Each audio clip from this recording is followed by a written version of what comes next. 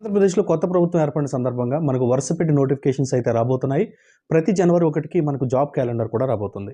కాబట్టి వరుసపెట్టి notifications group 1, group 2, group 3, group 4 అదేవిధంగా ఎండోమెంట్ ఆఫీసర్, అదేవిధంగా మనకు పోలీస్ ఉద్యోగాలకు సంబంధించి, ఫారెస్ట్ డిపార్ట్మెంట్‌కి సంబంధించి వరుసపెట్టి అన్ని నోటిఫికేషన్స్ మనకు రాబోతూ ఉన్నాయి.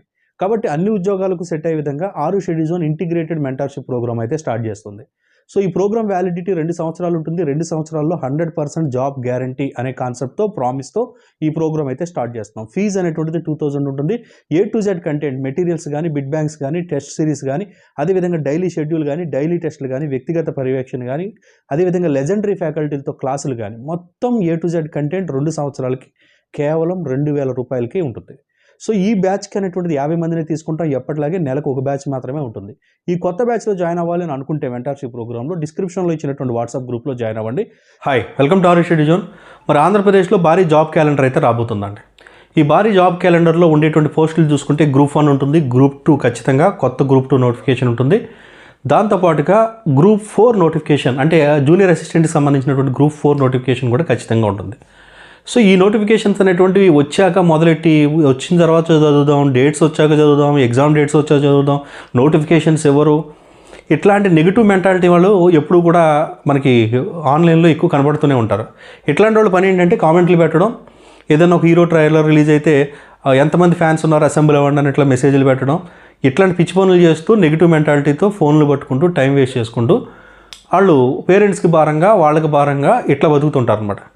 అట్లా కాకుండా ఎవరైతే పాజిటివ్ దృక్పథంతో కాంపిటేటివ్ ఎగ్జామ్స్ దిగితే ఒక 2 సంవత్సరాలు 3 సంవత్సరాలు టైం పెట్టుకోవడం, 1,50,000 ఎంతో కొంత వాళ్ళ యొక్క బడ్జెట్ అనేటువంటి పెట్టుకోవడం, ఈ 3 సంవత్సరాలు యజ్ఞంలో ప్రిపేర్ అవ్వడం అయితే జాబ్ వస్తుంది. లేకపోతే ప్లాన్ బి అనేటువంటిది ఒకవేళ నాకు రాలేదనుకోండి, నెక్స్ట్ ఏం చేయాలి అనేటువంటి ఒక క్లారిటీ పెట్టుకుని ప్రిపేర్ అయ్యేటువంటి వాళ్ళు ఎవరైతే ఉంటారో ప్లాన్ బి, టైం సాక్రిఫైస్ చేయడం, కొద్దిగా లిమిటెడ్ సోర్సెస్ ఆఫ్ అమౌంట్ పెట్టుకోవడం, నిరంతరం యజ్ఞంలో చేయడం, ఇలాంటి వాళ్ళే జాబ్ హోల్డర్స్. నోటిఫికేషన్ రాదు, ఈ గవర్నమెంట్ రాదు, ఆ ముఖ్యమంత్రి వేస్ట్, వీడు వేస్ట్ అని క్యాండిడేట్ వాళ్ళు ఏం చేస్తారంటే ఈ వాళ్ళకి ఎప్పటికీ రాదు, అట్లా చదివిపోతుంటారు అనమాట. అట్లా బ్యాచ్లో కాకుండా మీరైతే ప్రిపేర్ అవ్వండి ఖచ్చితంగా. ఈ గ్రూప్ 4 నోటిఫికేషన్ 100% వస్తుంది. లాస్ట్ టైం మన యాప్ నుంచి కోచింగ్ తీసుకున్నటువంటి వాళ్ళకి చాలా మెంబర్స్కి గ్రూప్ 4 ఎంప్లాయీస్ అయ్యారనమాట. సో మరి గ్రూప్ 4 అనేటువంటిది ఏ విధంగా ఉంటుంది అనేటువంటిది కొత్తగా ప్రిపేర్ అయ్యే వాళ్ళకి తెలియకపోవచ్చు.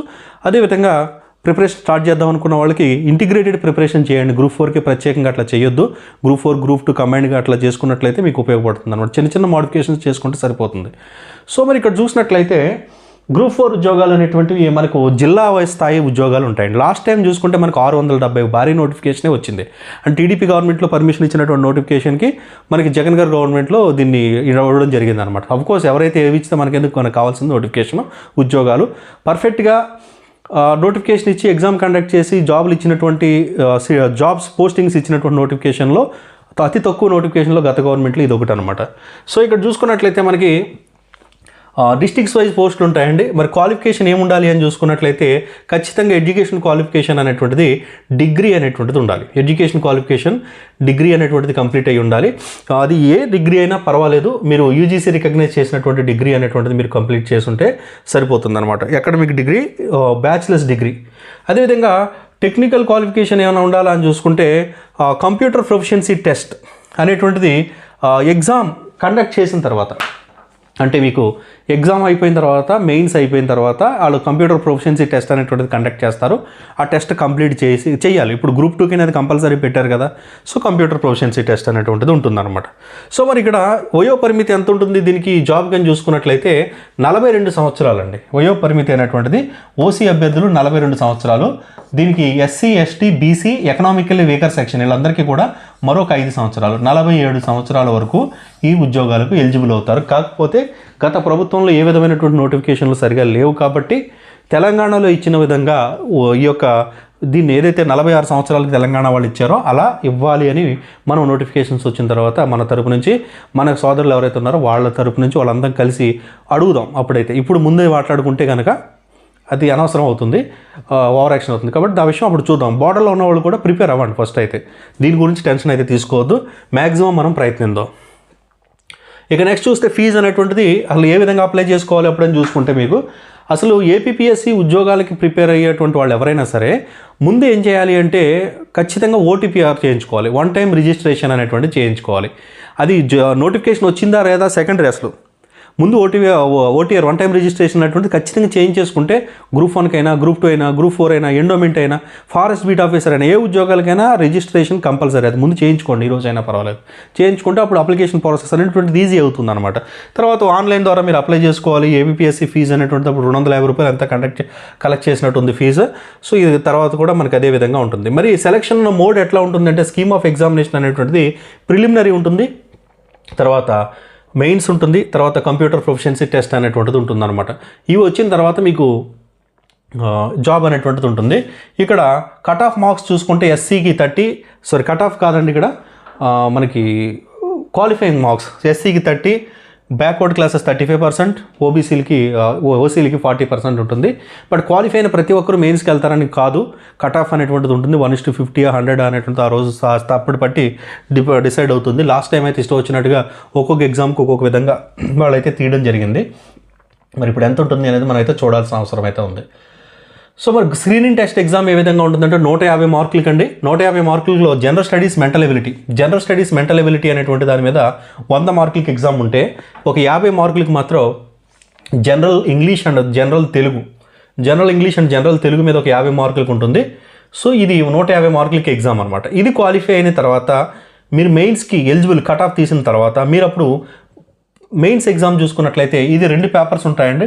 మొదటి పేపర్ కనుక చూసుకున్నట్లయితే జనరల్ స్టడీస్, మెంటల్ ఎబిలిటీ అనేటువంటిది 150 మార్కులకు ఉంటుంది. దాని తర్వాత జనరల్ ఇంగ్లీష్, జనరల్ తెలుగు ఇది ఒక 150 మార్కులకు ఉంటుంది. తెలుగు ఇంగ్లీష్ మీద మరొక 150 మార్కులకు ఉంటుంది అనమాట. సో ఈ 2 కంప్లీట్ అయిన తర్వాత మిమ్మల్ని కంప్యూటర్ ప్రొఫిషియన్సీ టెస్ట్ అనేటువంటిది పిలుస్తారు. మరి జనరల్ స్టడీస్లో సిలబస్ ఏ విధంగా ఉంటుందంటే కరెంట్ అఫైర్స్ ఉంటాయి, జనరల్ సైన్స్ అండ్ టెక్నాలజీ ఉంటుంది, రీజనింగ్, అర్థమెటిక్స్, అదేవిధంగా నెక్స్ట్ మనం చూసుకున్నట్లయితే polity, governance, AP economy, Indian economy, geography, ఇట్లాంటి అంశాలన్నీ కూడా మనకి జనరల్ స్టడీస్లో భాగంగా, రీజనింగ్, అర్థమెటిక్ ఇవన్నీ కూడా మరొక పేపర్లో అయితే ఉంటాయన్నమాట. ఇంగ్లీష్ అండ్ తెలుగు పేపర్ 2 చూసుకుంటే ఇంగ్లీష్ అండ్ తెలుగు కనుక చూసుకున్నట్లయితే ఇదే సిలబస్ మెయిన్స్కి కూడా. మరి ఇంగ్లీష్ చూసుకుంటే comprehension, usage of idioms and phrases, vocabulary, grammar అనేటువంటి అంశాల మీద ఇంగ్లీష్ ఉంటే, తెలుగులో కూడా synonyms, vocabulary, grammar, usage of idioms, phrases అనేటువంటి అంశాలు, ట్రాన్స్లేషన్ అనేటువంటి అంశాలు అనేటువంటివి ఇక్కడ ఉంటాయన్నమాట. ఇది ప్రిలిమినరీకైనా మెయిన్స్కైనా సిలబస్ ఒకటే, బట్ ఇచ్చేటువంటి మార్క్స్ వెయిటేజ్ అనేటువంటిది ఉంటుంది. మరి ఇది కూడా కంప్లీట్ అయిన తర్వాత మీకు కంప్యూటర్ ప్రొఫిషియన్సీ టెస్ట్ అనేటువంటిది కండక్ట్ చేస్తారనమాట. కంప్యూటర్ ప్రొఫిషియన్సీ టెస్ట్ మీకు అది క్వాలిఫై మార్క్స్ని బేస్ చేసుకొని ఉంటుంది. బేస్డ్ ఆన్ యువర్ క్యాస్ట్ మీకు క్వాలిఫై మార్క్స్ ఎంత వస్తే క్వాలిఫై అవుతారని ఉంటుంది. కాకపోతే ఖచ్చితంగా క్వాలిఫై అవ్వాలి. ఇక్కడ మంచి మార్క్స్ వచ్చినా సిబిటీలో ఫెయిల్ అయితే మాత్రం జాబ్ వచ్చేటువంటి అవకాశం అయితే ఉండదు. కాబట్టి క్వాలిఫై అవ్వాలి. 1:2లో మీరు కాంపిటేటివ్ ఎగ్జామ్స్కి ప్రిపేర్ అవుతున్నట్లయితే, అది ఏపీఎస్సీ అయినా, టీఎస్పీఎస్సీ అయినా, కేంద్ర ప్రభుత్వ ఉద్యోగాలైనా, ఏ కాంపిటేటివ్ ఎగ్జామ్కి ప్రిపేర్ అయినా మీకు అనేక సందేహాలు ఉండొచ్చు. ఎలా ప్రిపేర్ అవ్వాలి, ఇప్పుడు ఎలా స్టార్ట్ చేయాలి, షెడ్యూల్ ఎలా వేసుకోవాలి, ఏ బుక్స్ చదవాలి, అదేవిధంగా సబ్జెక్ట్ పరమైనటువంటి డౌట్స్, పర్సనల్ మోటివేషన్కి సంబంధించి ఏదైనా సందేహం ఉండొచ్చు. అవన్నీ కూడా మీరు మా టీంతో మాట్లాడి మీ యొక్క గైడెన్స్ అనేటువంటిది పొందాలనుకున్నప్పుడు ఇక్కడ ఏదైతే నెంబర్ కనబడుతుందో ఆ నెంబర్ సేవ్ చేసుకుని వాట్సాప్ ద్వారా ఫర్ పర్సనల్ గైడెన్స్ అని మెసేజ్ చేసినట్లయితే మా టీం అదేవిధంగా నేను మీతో వ్యక్తిగతంగా మాట్లాడి మీకు ఉన్న సందేహాలన్నీ క్లియర్ చేస్తాం. అదేవిధంగా ఈ సర్వీస్ అనేటువంటిది లైఫ్ టైం ఉంటుంది.